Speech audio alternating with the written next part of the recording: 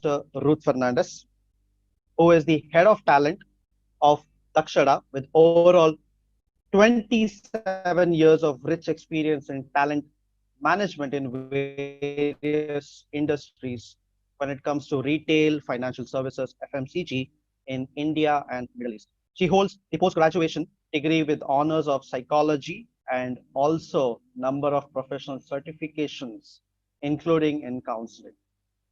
She is one of the veteran Toastmasters and also a vice president education and secretary for one of the clubs in UAE.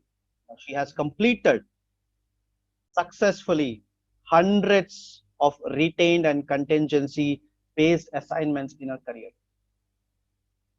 One of the things, the key speciality that she believes is that she refuses to settle for anything less than more.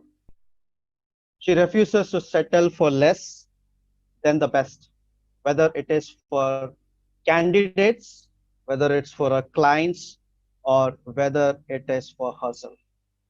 With said that, I now hand over the podium to our speaker on top trends in talent acquisition. Over to you, Toastmaster Ruth Fernandes. Thank you so much, Venzil. That was a very nice description of my background and experience, and I'm really honored that you introduced me that way. So, thank you. Good evening, everyone. Good evening, all guests. Good evening, Avil, and all of the members of Job Hunt who are present here. Today, first of all, I'd like to share my screen, if you don't mind.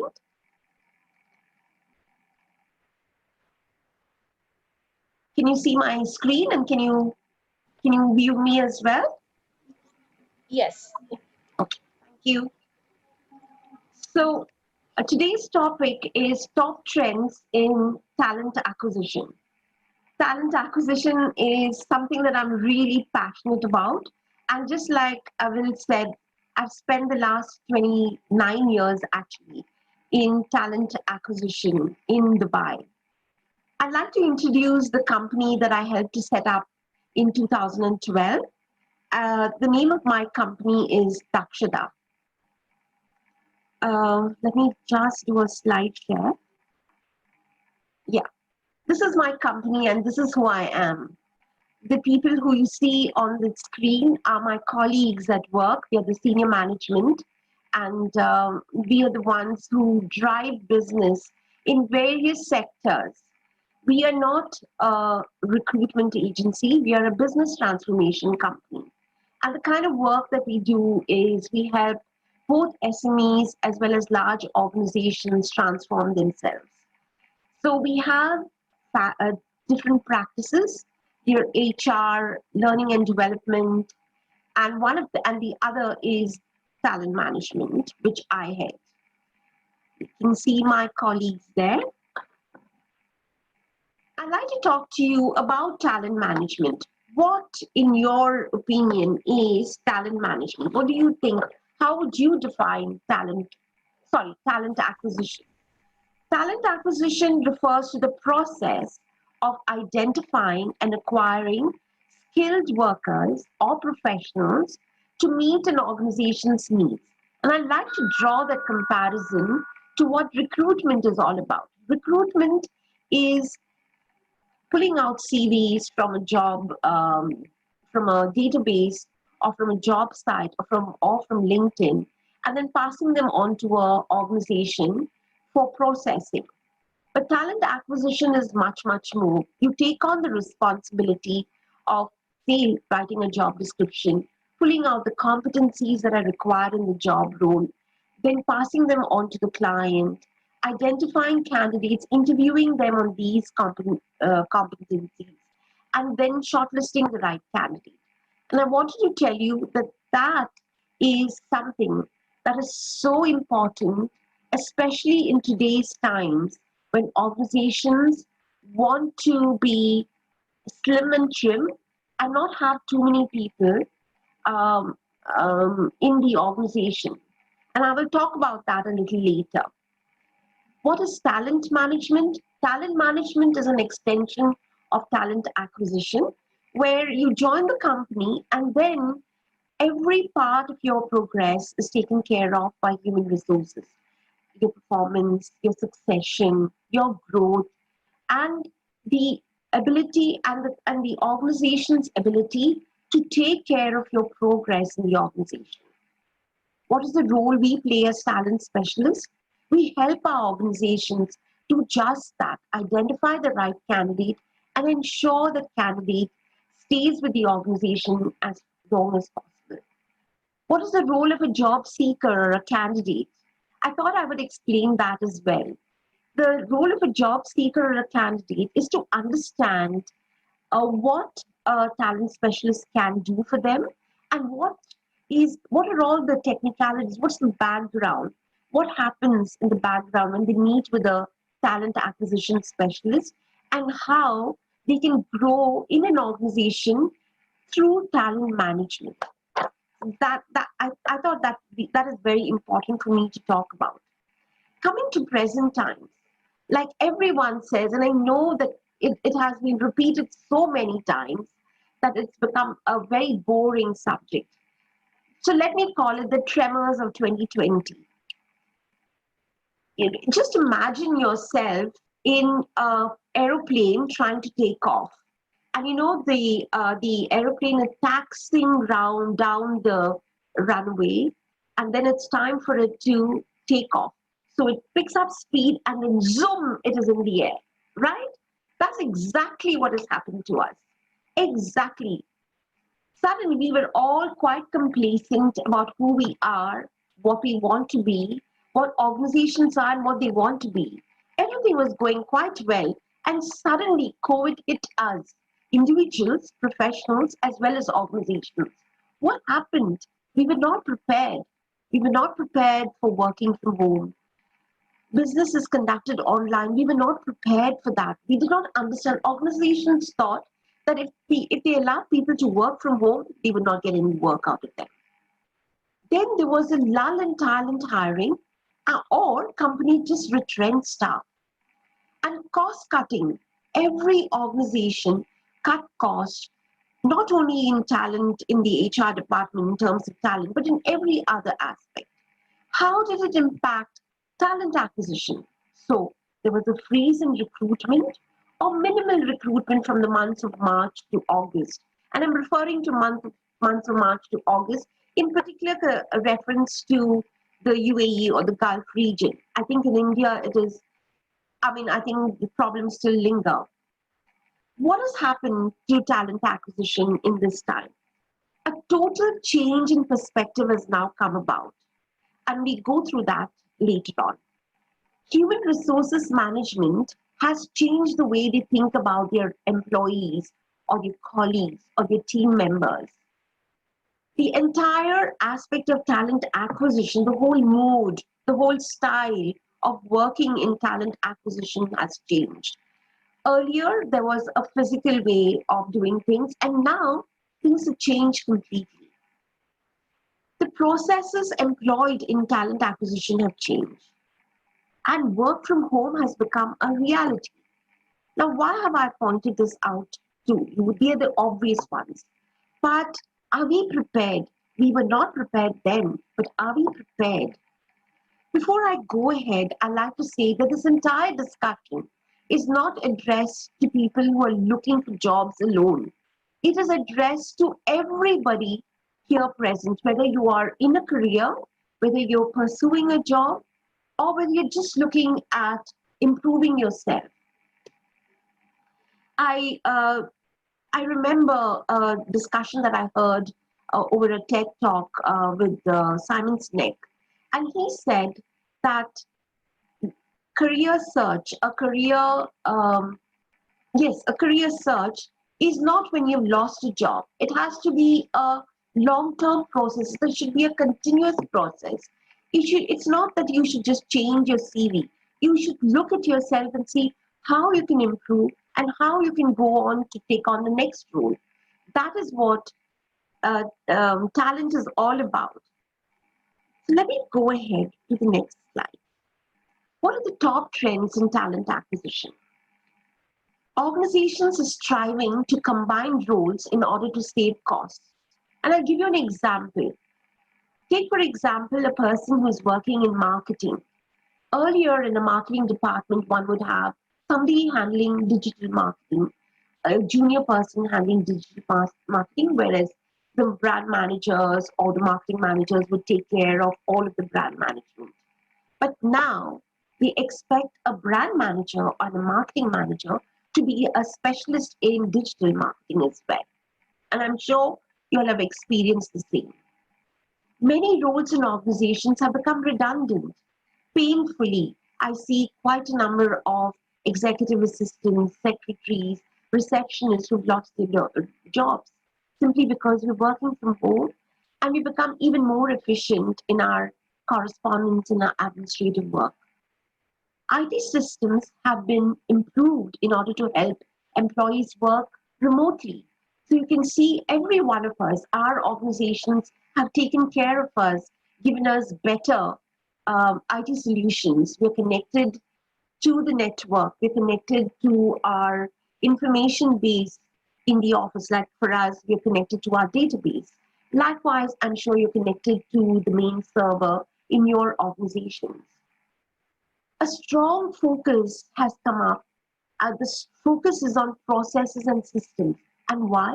Because we are working from home or we're working from remote locations, not necessarily from home. You could have an employee who may be who may be in India for that matter. Like for example, I have a colleague of mine who settled down in Bombay, and I work with her very closely. And I'm sure your organizations do the same. So what do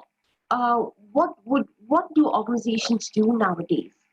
What should they do, or what should we do in order to take care of these kind of situations? Top organizations are already looking at the future. They're looking at a time when they would need more talent. So they're not sitting quietly right now. If you look at LinkedIn today, or you look at any other Instagram or any other social networking site, you will see that organizations are talking about themselves, talking about what they're doing or about their products. You'll see them on YouTube, you'll see them everywhere. Why are they doing that? Because they want to engage with with talent who would be their future employees. So that is what is happening most vividly, and you will yourself notice what is happening. And I'm bringing this up because I have something to say to you about that. Talent acquisition specialists must be deeply involved. Now, when I refer to talent acquisition specialists, they could be somebody like me who works in an agency, or they could be in-house talent acquisition specialists. They would have to be both.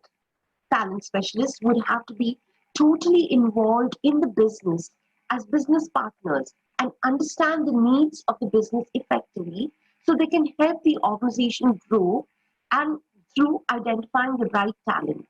Of course, it was necessary even before, but now it is increasingly so.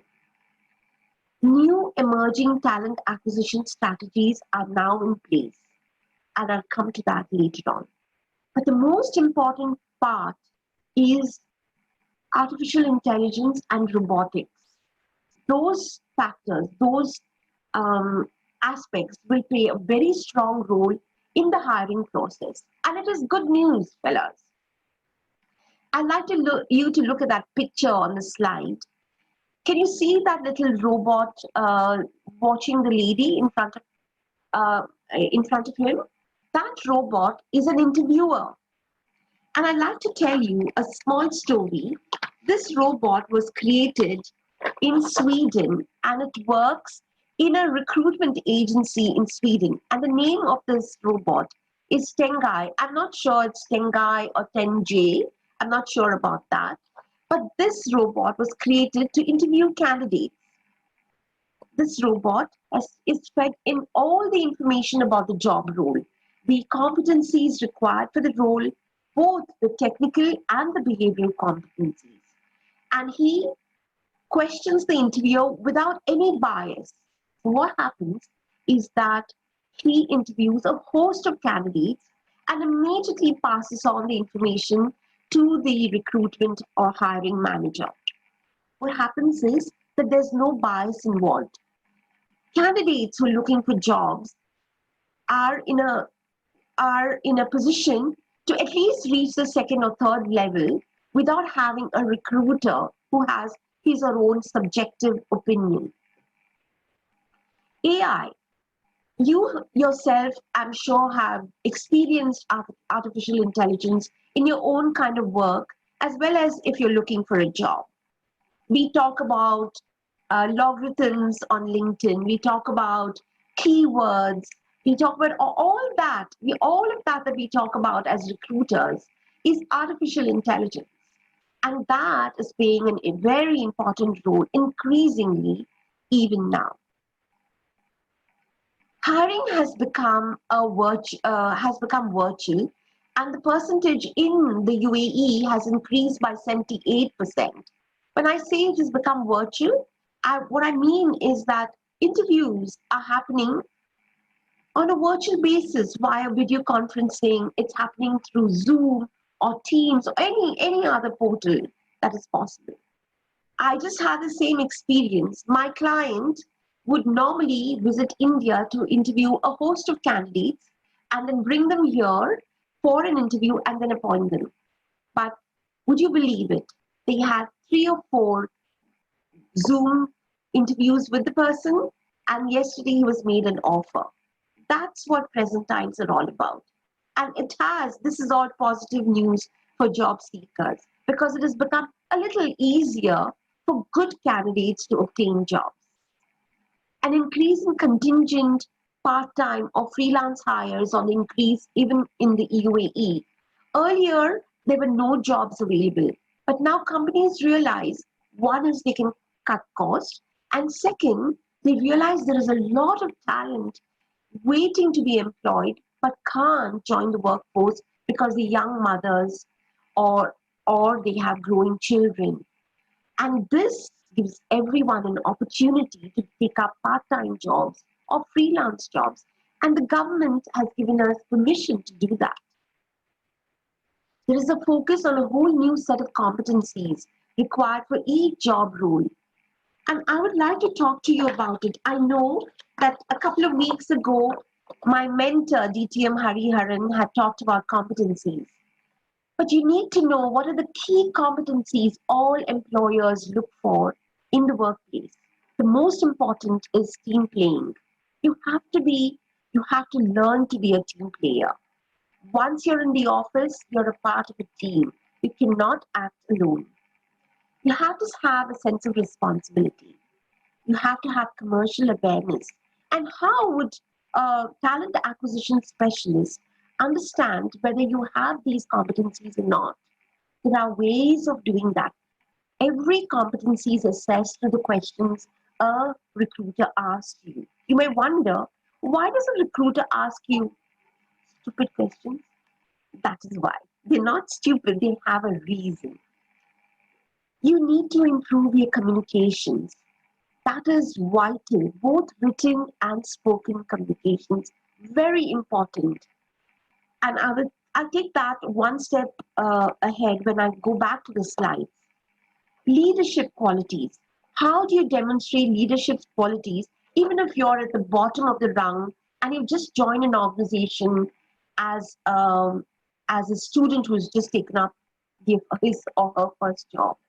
Leadership means taking on responsibilities, trying to say, yes, I can do it, being accountable. Those are the stepping stones to be a good leader. Of course, ethics is very important, result orientation, problem solving, and organizational capability. These are the skills that everyone must develop. These are things that you can learn on your own. Competencies that you can learn on your own. There is something that I'd like to talk to. There's another point that I'd like to say. Now, we talked about these competencies, and in the past, people would evaluate you on your capability on a particular job role. Have you got experience in that job?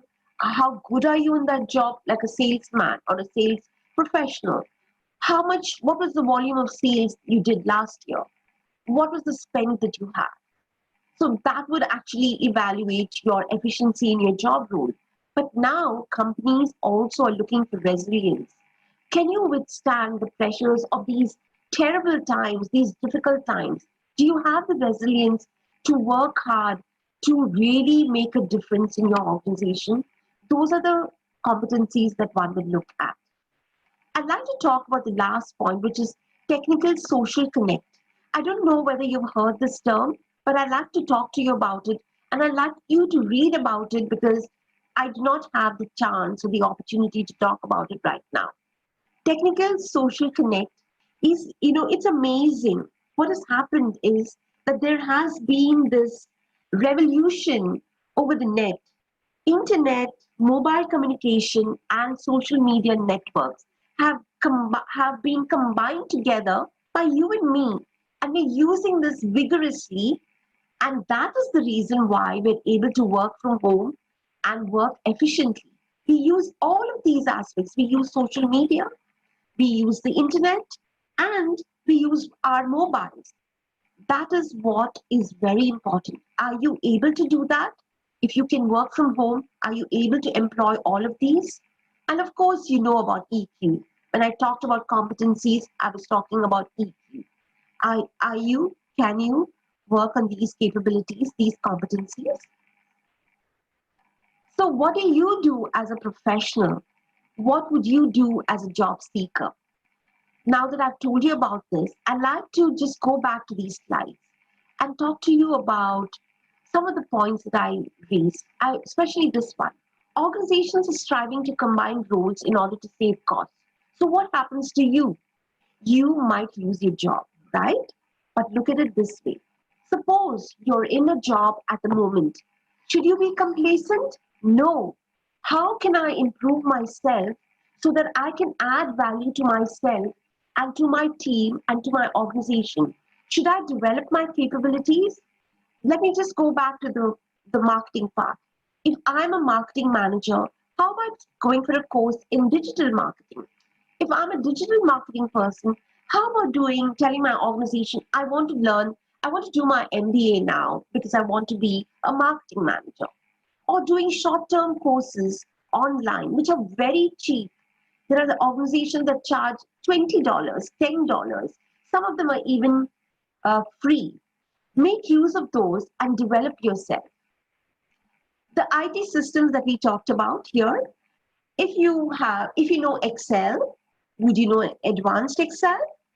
If you know advanced Excel, can you do data analytics? Would you like to do a course in data analytics?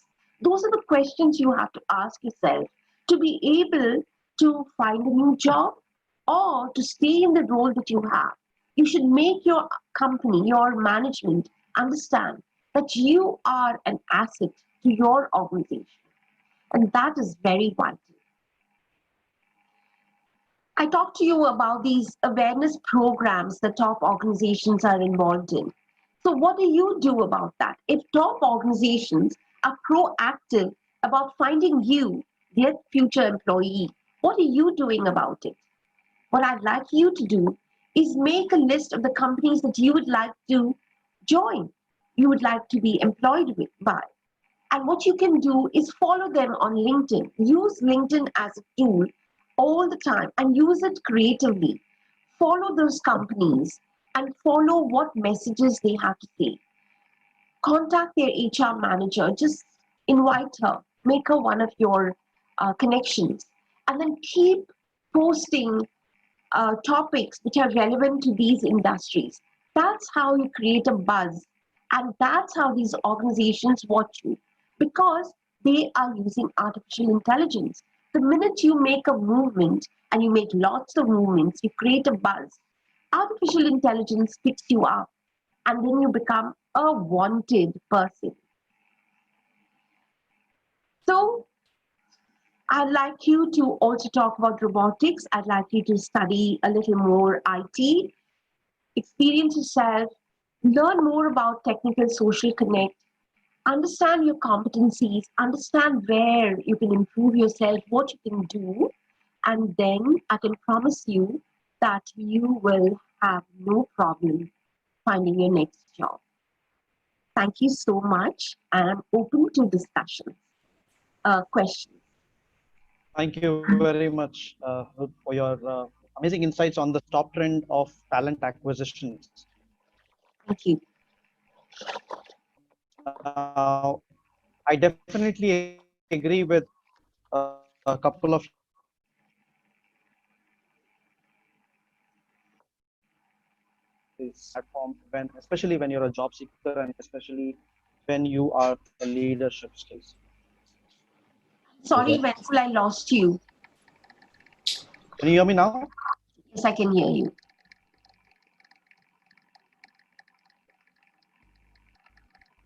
Yeah, you guys, can you hear me now? Can you give me a Yes, thumbs up? yes, I can. I can.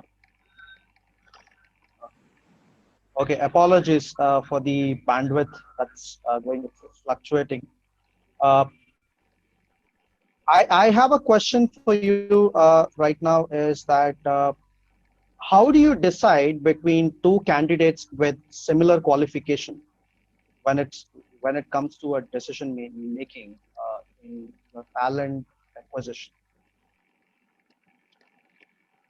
So let me tell you what most talent acquisition specialists do, including myself. So you have two aspects. You have the technical competencies required, and that is what you're referring to. So most human resources managers would interview you and ensure that you have those technical competencies. Have you done this job? Do you have the qualifications, the experience? Have you done A, B, C, D, E, F, G? They will ask you all those questions. And that's fine. That's where two candidates will probably be identical in terms of their experience and their knowledge, etc. Then comes the competencies. And that is what makes the difference. And that is what is vital for candidates or aspirants who are looking for a job to think about. What is it that you're trying to convey to the recruiter? It's like a class act, it's like drama. You're an actor. You know what are the competencies required for a particular job. Like, for example, I would say, let me say for a recruitment consultant, for a talent acquisition consultant, you need to have very good communication skills. You need to have resilience. You need to be able to understand. You need to be understand people. Be compassionate about compassionate with people, with candidates, as well as be intelligent enough to understand what your client wants. So you have all of these soft skills that are required. If I were going to hire somebody for my organization to work with me, I would like to see if that person has the right attitude. That would make the biggest difference for me between one candidate and the other. And that, I believe, is something that all organizations look at: attitude, and in my case, in recruitment, compassion, intelligence, um, process management, etc. So when you're looking for a job, look at those competencies and see how can I convince my recruiter that I have those competencies without saying it in so many words. I hope that answers your question. Yes, it does. Thank you very much for that. And we have a question from one of the audience that is, what is the difference between talent acquisition and headhunting? I believe that is also a question. What is the difference between talent acquisition and recruitment? I explained what talent acquisition is all about, right? But executive search is a totally different ball game altogether. When you do executive search, there are so many things, there's so many parts of the process. So you go to your client and you identify what exactly the client wants.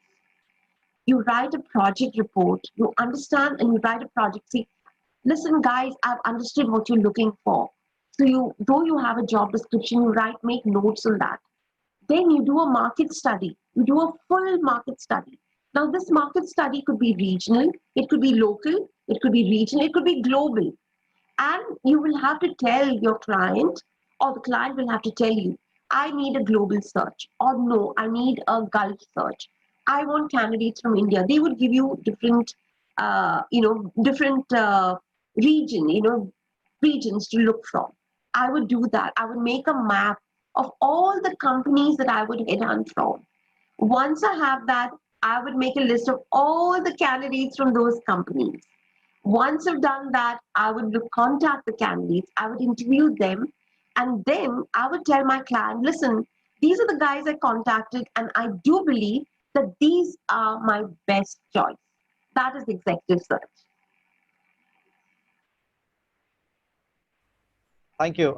I believe that has answered your question. And one of the instances that I would assume that you might have gone through this is you know for a fact that this candidate is the best for the suitable position, but and the client is in need of him, and you are sure that he's going to turn up on that day, but unfortunately for due to unavoidable circumstances, he doesn't turn up.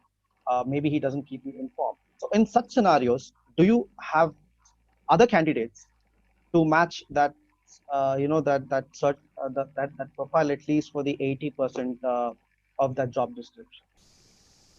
So, are So you talking how do about? you in that case? Yeah, yeah. Please go So ahead. how do you in that case put across to yeah?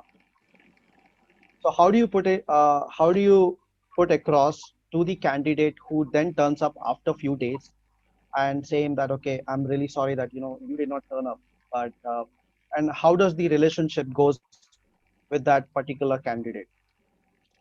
I'll speak for myself and my colleagues. Okay, so I don't know where I wouldn't speak for the entire fraternity. The philosophy that we have in Daksada is that every candidate is important to us, however junior that person is. So we try and help the candidate as much as we help the client. In a situation like this, at least we wait to see what happened to the candidate. There could be a valid reason. Well, if there was no valid reason and he's decided not to take up the job, that's a different story altogether. But if the candidate is, if and especially if the candidate is really good and he couldn't make it for the appointment, I would definitely recommend him to my client and say, you ought to meet him even though he hasn't come in today. But if the candidate is irresponsible and doesn't care at all, well, then I wouldn't do anything about it. But it's not that I would leave him out of the, I would leave him out of the cold and say, okay, next job, I'm not going to give it to you. Get lost. No, I don't think that that is possible at all. Not in these times. Good candidates are difficult to come by. Thank you. That was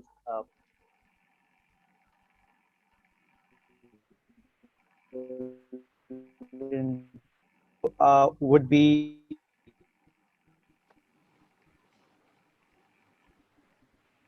what Venzil, you are breaking, I believe. Your voice is not clear. okay, I'll repeat the question. What if we have all the qualities, but how do we display it through on our On the CV, how would you, where would yes, you display it? I'm sorry, Venzil, is it display in the CV or during the interview?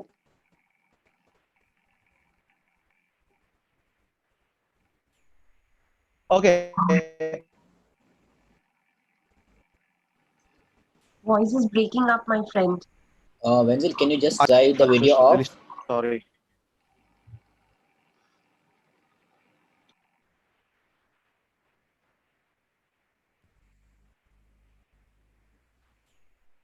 Hi, I'm really sorry that my internet is fluctuating very badly. Okay, But that's okay. the question is, what if we have all the qualities, what we match with the job profile, but how do we display that in the CV? This is a very generic question from one of the audiences that over here. Uh, I believe one of the answers from your end would be your keyword search, but rest of the things I would hand over to you to answer that questions. First of all, have a structured CV. Your CV is your representative. So you have to mention all of your um, I would prefer that a CV has your responsibilities and your achievements listed per company that you worked in. That way, the person who is looking at your CV, the talent acquisition specialist who is viewing your CV, knows that you have accomplished so much. And having accomplished so much, he or she understands your responsibility. So sometimes it's not even important to mention your responsibilities because your achievements have proved what your responsibilities are. So always list your achievements under the position title and who you've reported to. Does that help you? Yes, thank you very much. Now, I may not come in front of the video because of my Yeah, bandwidth it's okay. issues. It's okay. No problem. But there are a couple of questions. How can a candidate confirm whether he or she has been hired? Should he or she wait for the HR call once she has been interviewed successfully? Or is there any specific time period to expect for a call for the final offer letter? There is no time. And especially here, there is no time. I think we have to all be very patient. But I'll tell you what you can do. The most important thing is what you as a candidate applying for a job should do is to create that relationship with the person who's interviewing you. So it could be the consultant or who has sent you for a job, or it could be the in-house recruiter. Create a relationship with that person. So how can you do that? Send her a mail as soon as you finished your interview, thanking her for taking the trouble, for having done all the stuff that she did for you, by organizing the interview, by ensuring that she was comfortable, for having a good interview, whatever. Thank her for that. And in that mail, say, may I contact you in 2 or 3 days' time so that I know what is happening about the role. After that, she will tell you, maybe you can WhatsApp me, maybe you can email me, maybe you can do something like that. Maybe you can give her a call. You can do, you can have some connection, some communication with her. And then eventually, if nothing works out, pick up the phone, talk to her, or send her a mail, say, I'm very anxious. You don't have to say that. Sorry, you should not say you're anxious. You can say, I am so interested in this role and I know that I will be an asset to your company. I'm looking forward to hearing from you on a positive note. I think that would be best, but don't pester. Thank you. Thank you, Ruth, for that wonderful answer. Now, the next question is, how can a potential candidate beat ATS age? Any specific tips in this regard would be useful. When I'm sure you've had these discussions even through empowerment talks or through Dubai job hunts. But when I've given talks in the past, I've always said the same thing, that when you develop your CV, you don't start writing your CV on a piece of paper and think that is the beginning. When you write your CV, you have to start at the very beginning, which is writing down your responsibilities and adding keywords over there. So um, let's take the example of marketing, for example. Just look at that because I've been talking about marketing. So if you're looking for a marketing role or say a brand manager's role, what are key the KPIs of that role, of a marketing role or a brand manager's role? Write them down. What is it that is in the job description? Look at various job sites, look at LinkedIn and see what are the words everyone is using to define you as a marketing manager or a brand manager. Put those keywords in your CV. That is how your CV will come up through artificial intelligence. But if your CV is an essay of beautifully written English, it will go into the bin. I can tell you that. Because it will not reach the recruiter or the HR person. It's just a beautiful CV.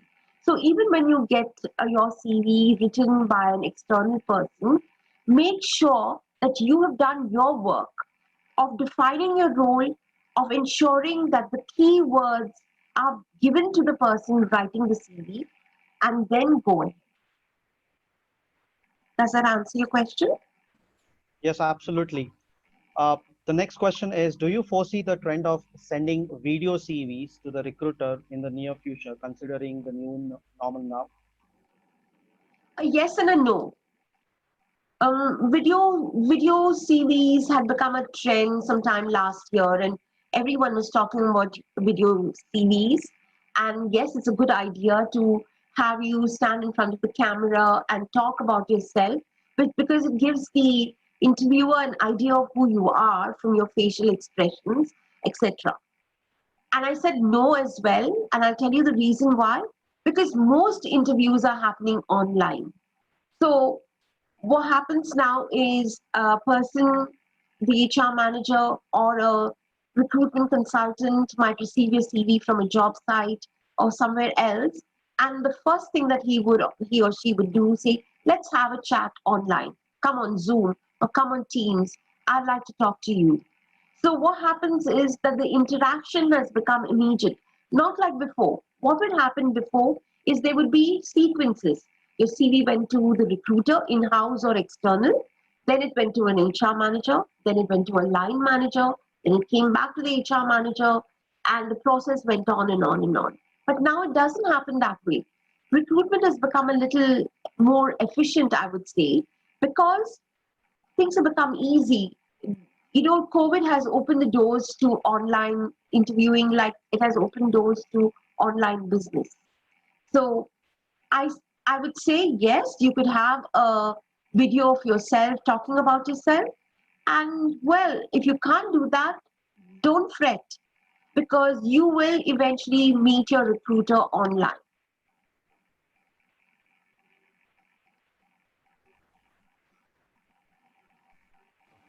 Thank you very much. Now, the next question is, with an oversupply in the market and younger talent, how does one rebrand themselves given that I am in the older age bracket and have over a decade of experience? I'm glad you said that because I'm glad you asked this question because there is a great amount of talent available in the market today. Well experienced people who are in the age group of say 40 to 50. And because they've reached that level, because they have been in organization for a long time, they earn an extremely good salary. That's the reason some of them have lost their jobs because they have become a cost center. And there is young talent who can do the same work for much less than what he is than this particular person is earning. So what do you do in those kind of circumstances? What would an older person in the age group of say 40 to 50 do in these kind of circumstances? Do you just wait?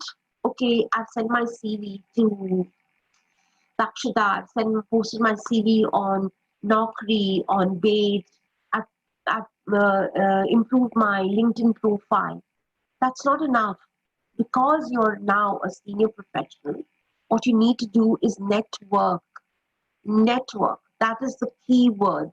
You have to not only do this, you need to talk to recruiters, you need to talk to HR professionals, you need to be on LinkedIn, you need to do all of this, but very importantly, you need to network. Network with your peers, network with the people who you worked with. Maybe your business partners, they may be in another organization, they know your capabilities. Network is the key factor. If you do not network, you do not know what is happening. Let me explain to you what is happening right now in the recruitment world. Because of cost cutting, very many organizations are trying to do their own hiring. They do not reach out to people like us who would probably help them, ease their burden and help them identify the right candidate. I know very many organizations where the HR department has been told, cost cutting, don't use recruitment agencies, work on your own, and the department has been the HR department has been mandated to hire people on their own. Now what happens?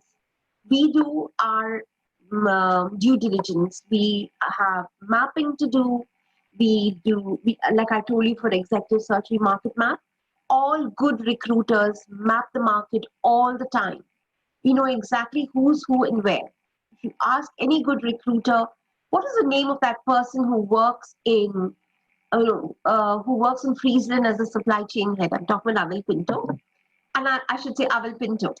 Okay, so that is how well networked we as recruiters are. But in-house recruiters aren't, because they have yet not developed those skills. And I'm not casting any aspersions to them; they are extremely good. But what I'm trying to say is that that is the reason why you, as a candidate, needs to network to reach out to those people. Now, how do you network? Not just pick up the phone and talk, because nobody's going to talk to you. LinkedIn is a tool where you connect with the HR managers, you connect with the sales managers in the company, the CEO of the company. And I can tell you, the more senior the person is, the kinder they are, the more welcoming they are, and they're more willing to help you and give you advice as to how to go about things. I can promise you, I have met a number of CEOs, CFOs, senior CXO managers who take the time to mentor you, even if you're a stranger. So reach out to them, network, talk to as many people as you can. Don't feel embarrassed to say that you've lost your job, because I realize now very many people are embarrassed to say they're jobless. Don't be. Ask for help. Have I answered your question? Yes, thank you very much for that question, for that answer on connecting the right source. Now, I have experienced this artificial intelligence while I was recruited with my previous company, and I believe the round was called as Versant round, wherein you pick up the phone and then you follow the instructions. Now, I see that I was one of the luckiest to get selected to that round, but many of them got rejected. So if you can provide some information, how does the AI work, whether it's based on the communication or whether it's based on the behavior pattern or on the voice that the job seeker is going Yeah, one very important point, and that is what I was talking about. Everybody needs to upgrade their IT skills. You need to know how to use automation. That is very important, especially when you're using all this automation for interviewing. It's very important for you when they say press one to go here, press two to do that, or press three. You cannot panic at that time. So you need to be really efficient in the way you use your laptop and follow the instructions, because you have limited time. That is one point. The second point in terms of AI uh, is something that I just learned, and that is there are um, there is software available that companies, organizations use. They are expensive, but organizations use these softwares, and we are actually promoting one of those softwares that does what I'm going to tell you. So, as a part of the engagement program that an organization can do, um, you know, um, let me just give you an example. You have your biometrics as you enter the office, and you have that you key in your password, and then you enter the organization, right? At the same time, there'll probably be a camera. Now, the camera will observe whether you're smiling, whether you're happy to come into the office, or you're angry and you're making a big face and you're coming with a bad mood. The camera observes the emotions. If you're happy, it even notices how your eye is dilated, and it indicates that you probably are in A, B, C, D mood, or you are emotionally upset, whatever. That's how advanced artificial intelligence is. Of course, it's not going to happen to all of us. I'm not saying that all organizations use these modes, but since you talked about artificial intelligence and you talked about how lucky you were to get the job and others weren't, it's because your camera can observe and make notes of the emotions that you're in. So, say you're working on this particular interview and you're panicking because you don't know what to press and what to do, and you're nervous.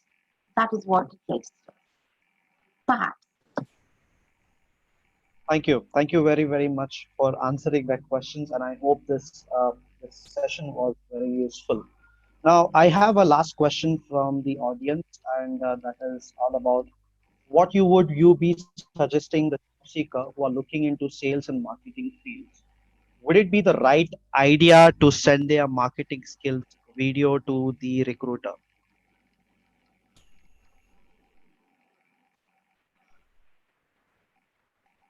Who is the recruiter? If it's a in-house recruiter, maybe, but I not as not in the first instance. I would say not in the first instance, because both in-house and external recruiters will not have the time to look at your video. But I would say you could do that at the second level after asking permission. Say, I've created this PowerPoint presentation, I've created this video of what I did in Carrefour to promote my brand. Would you like to see it? And then that is an opportunity for you to show the video. But I would say into the very first instance, you have to be a little diplomatic how you deal with the situation.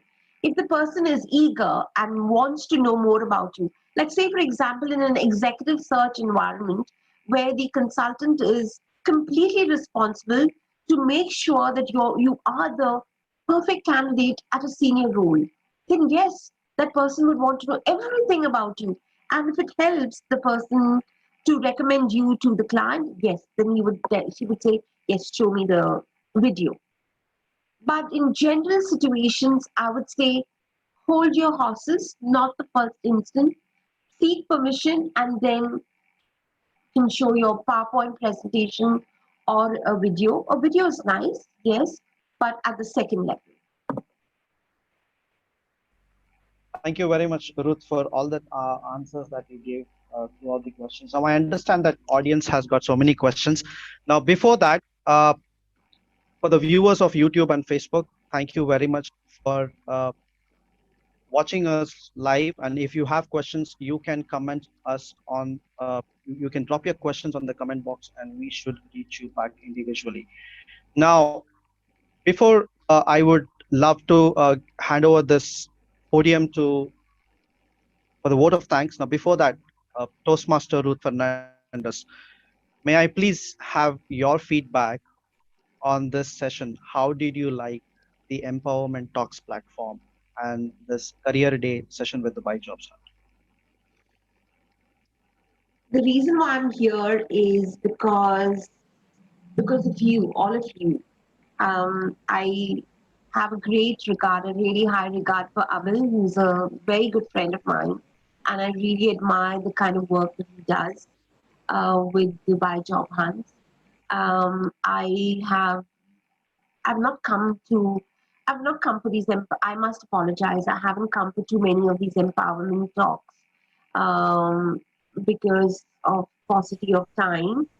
But I know that you are all doing a great job, and I'm happy to be here for that reason, because I know that along with you, there are lots of people looking for jobs, and I feel that a little word of a kind word, little advice would probably help them a long way.